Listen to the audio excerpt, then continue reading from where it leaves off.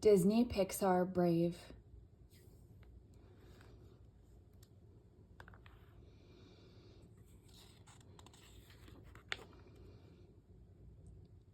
Disney Pixar Brave. Story adaptation by Cynthia Stierle. Illustrations by the Disney Storybook artists.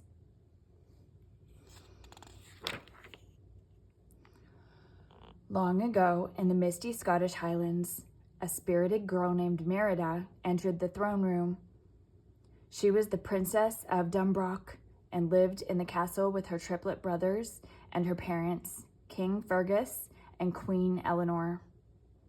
But in her mother's eyes, Merida wasn't a proper princess.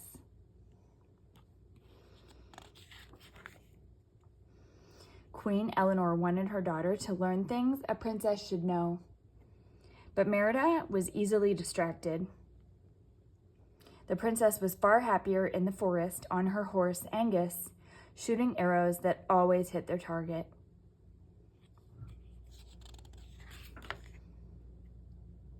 One night, a letter arrived.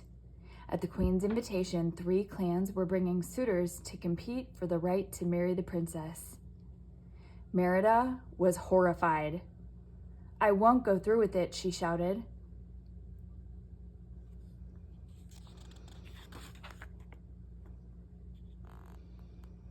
Later, Elinor tried explaining that the marriage would keep peace among the clans. She told Merida a story of a kingdom divided among 4 brothers. When one selfish prince split from the others, the kingdom fell into ruin. Merida didn't care about made-up old stories. Legends are lessons, the queen warned. They ring with truths.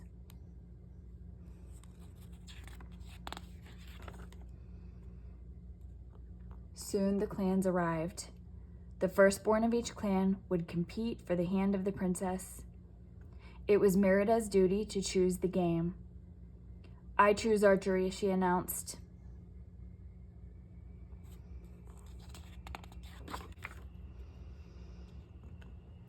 The 3 contestants tried their luck. The first 2 missed the bullseye, but the 3rd contestant hit it perfectly. Then a 4th contestant appeared. "I am Merida, firstborn descendant of Clan DunBroch," declared the princess, "and I'll be shooting for my own hand." Thwap, thwap, thwap. Merida hit all 3 bullseyes, splitting the last arrow in 2.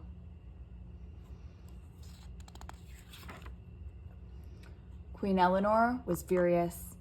Worried that Merida's actions could destroy the peace among the clans, the queen dragged her daughter inside. "Merida, you are a princess, and I expect you to act like one," shouted Queen Elinor. But Merida was angry too. She didn't want to get married. "You're a beast," Merida shouted back. "I'll never be like you." Then the princess slashed the family tapestry, splitting the images of herself and her mother.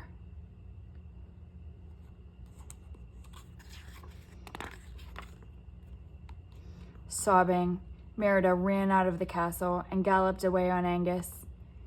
Deep in the forest, she spotted blue lights that contained tiny figures, wisps. The princess followed the magical creatures to a small cottage.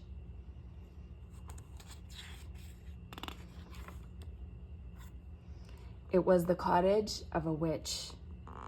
Merida asked for a spell. "If I could just change my mom, then my life would be better." The witch held up a ring that a prince had once swapped with her in exchange for a spell to give him the strength of 10 men. He was forever changed, the witch warned Merida. That was exactly what Merida wanted. So the witch put a bit of this and dash of that into a cauldron and made a cake.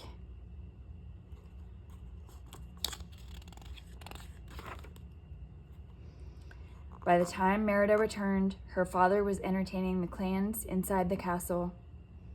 In the kitchen, Merida convinced her mother to try a bite of the spell cake. Afterward, Elinor felt dizzy, So Merida helped her mother upstairs. The princess wondered if the spell was working.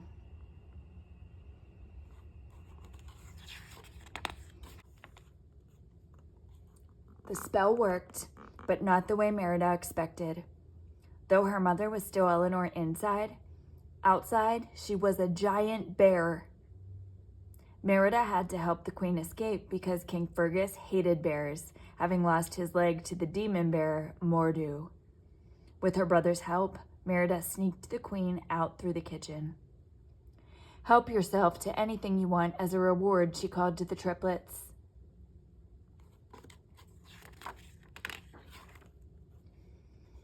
The queen and the princess returned to the cottage, but the witch had left.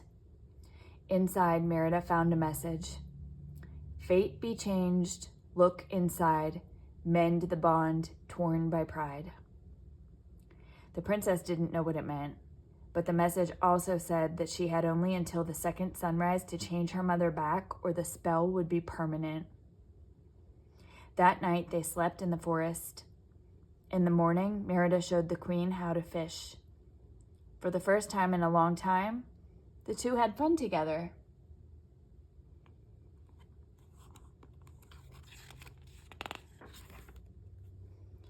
Later, they spotted the wisps.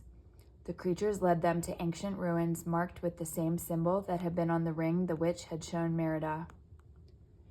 Merida bravely entered and found a tablet of 4 princes on the floor of the throne room. As in the legend that her mother had told her, one prince was split from the others. "Just like the tapestry," Merida whispered, remembering how she had separated herself from her mother when she slashed it. Perhaps if she mended the tapestry, the witch's spell would be broken.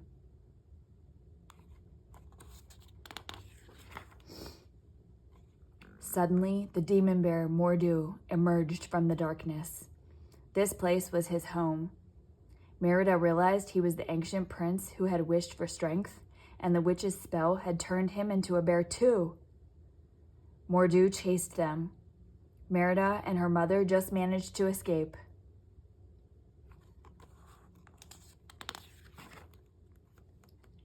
In order to mend the tapestry, Merida and Elinor Bear had to sneak back into the castle. But when the clansmen saw Merida, they demanded an answer. Whom would she marry? Merida looked to her mother, who had managed to hide. Silently, Elinor Bear motioned the words Merida should speak. "They should all be free to follow their hearts," explained the brave princess, "and find love in our own time," she added. The clans agreed. Now that the clans were happy, Merida and her mother slipped away to find the torn tapestry. But King Fergus found them first. He wouldn't listen to his daughter's story, and Elinor Bear had to flee.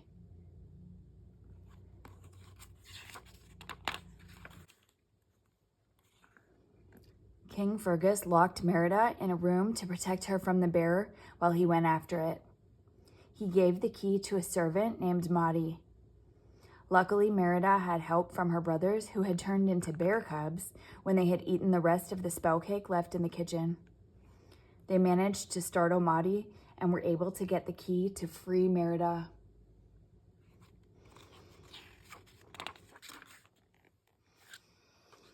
Her father and the clansmen chased Elinor Bear into the forest. Merida and her brothers followed them on Angus, with the cubs steering and Merida sewing the tapestry. They arrived in the clearing just in time for Merida to stop her father from striking Elinor Bear.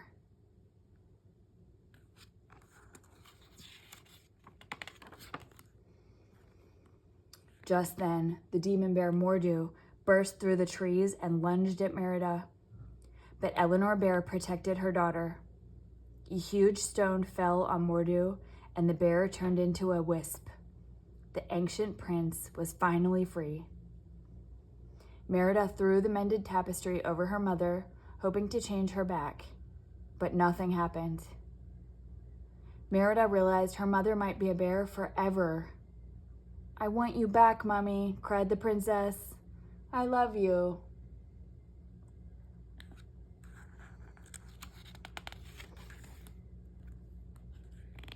As the sun started to rise, Merida looked up and saw her mother. The spell had been broken.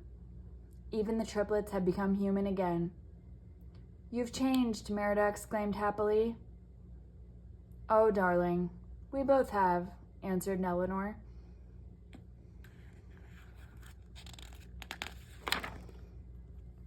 It was true. Though they were still different, mother and daughter saw the strength in each other and wouldn't change a thing. Their bond was now stronger than ever. As they watched the clans sail back home, Merida smiled. As long as she was brave enough, her fate would always be something that she could decide.